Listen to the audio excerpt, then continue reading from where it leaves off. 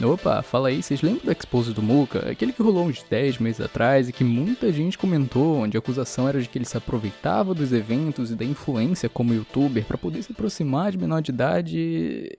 2020, como deu a perceber, lotado de casos desse tipo. Só que dessa vez, depois de todos esses meses e de muita gente simplesmente odiar o cara por isso, chegando até mesmo a desejar a morte dele, bem, acabou que toda aquela história que foi contada, a acusação que foi feita no final das contas, era tudo mentira.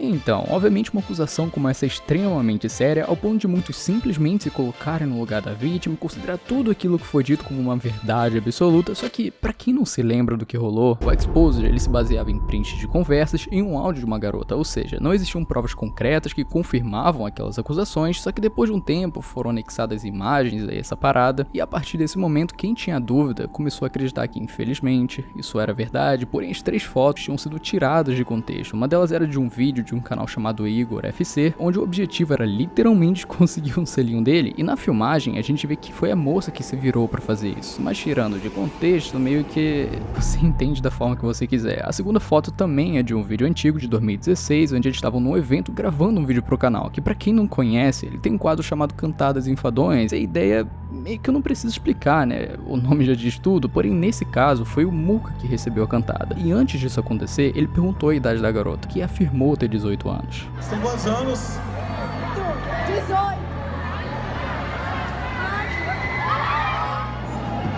Não, pode ser uma declaração, fala o que você quiser, o que tá no coração. Muka, você é dólar? Não. Porque real não pode ser. Galera, merece o selinho? Merece? Eu achei fofo, eu achei fofo. Bem, sendo assim, só resta uma imagem, que no caso é a mais complicada de todas, não existe vídeo sobre ela, não existe contexto, então fica aquela dúvida, né? Porém, tem um detalhe que normalmente era cortado em todas as postagens, que é o fato de que a moça tem uma tatuagem bem pequenininha, mas tem, e que também estava usando uma pulseira de festa que serve para identificar se a pessoa pagou a entrada, e se for no caso de uma balada, ela precisa ter no mínimo 18 anos, então isso mostra que o grupo, autor da Exposed, se aproveitou desses momentos para poder incriminar o cara, usando de má fé, porque se eles tivessem um objetivo de fazer algo sério, realmente mostrando a verdade, nunca que seriam usadas imagens sem contexto, que isso poderia tirar a credibilidade do que estava sendo discutido caso elas não fossem reais. E olha só, né, elas não são. Só que por ser um cancelamento, isso foi muito prejudicial ao Muka, ainda mais porque o conteúdo dele é extremamente dependente dos eventos que ele é chamado. Só que cá entre nós, se você fosse um organizador dessas coisas daí, desses encontrões, tu por acaso chamaria um cara que tá sendo acusado daquela palavra com P pra um evento cheio de criança? É literalmente dar um tiro no pé. Mesmo que o público mais novo não se importe por não entender a magnitude dessa acusação, os pais se soubessem que foi chamado um cara desse, que tá sendo acusado de uma coisa relacionada a crianças, olha,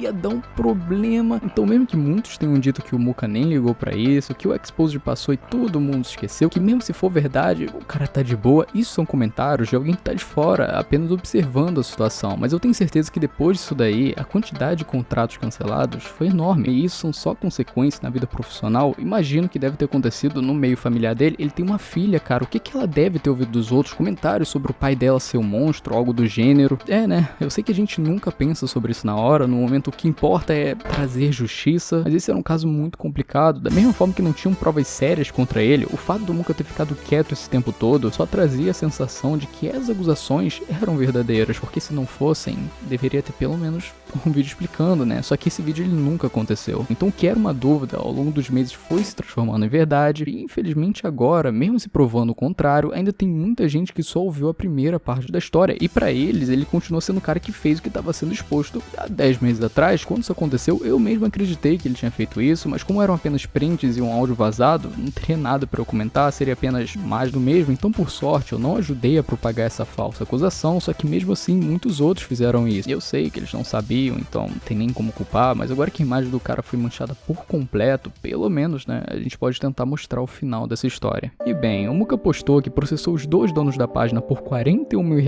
cada um e ainda falou o nome deles. Isso é importante porque a Chiol Group era uma página anônima que fazia os exposes sem nenhuma consequência e eles tinham o poder de acabar com a vida das pessoas que eles comentavam. Mesmo sendo um grupo que surgiu do nada, muita gente acreditava neles, porque ao longo do tempo foi criada uma credibilidade, só que agora eu acho difícil as pessoas acreditarem mais. Primeiro que já deu pra perceber que eles se aproveitam de falsas informações, e segundo, porque a página não existe mais. Ela foi derrubada por ordem judicial e eu duvido que volte. Além de que o Muca, ele tá dando um jeito não só pra ter indenização do ocorrido, mas pra também prender esses dois, porque o que eles fizeram é crime, foi uma falsa acusação com consequências diretas na vida e na carreira de uma outra pessoa. Mesmo ele se mantendo no anonimato, isso não impediu de ser aberto um processo, e pelo que a gente tá vendo aqui, as coisas estão pra se resolver agora. Não dá pra negar que demorou bastante, mas a justiça brasileira é assim mesmo, lento para desgraça, e na minha opinião, nesse meio tempo de 10 meses, o Muca poderia muito bem ter tentado dar uma explicação, mesmo que a maioria não acreditasse na época, é melhor do que deixar com que as pessoas pensem o pior, e nesse caso, não tem como negar. Chegou num ponto que já tinha se passado tanto tempo desde que isso aconteceu, meses sem postar nada no canal, só algumas postagens aqui ou ali no Twitter, e tudo isso levou com que a maioria acreditasse naquela história. Só que mesmo que tenha se resolvido, o problema ainda continua, muitos não sabem o que aconteceu de verdade, vão sempre acreditar que ele fez aquilo,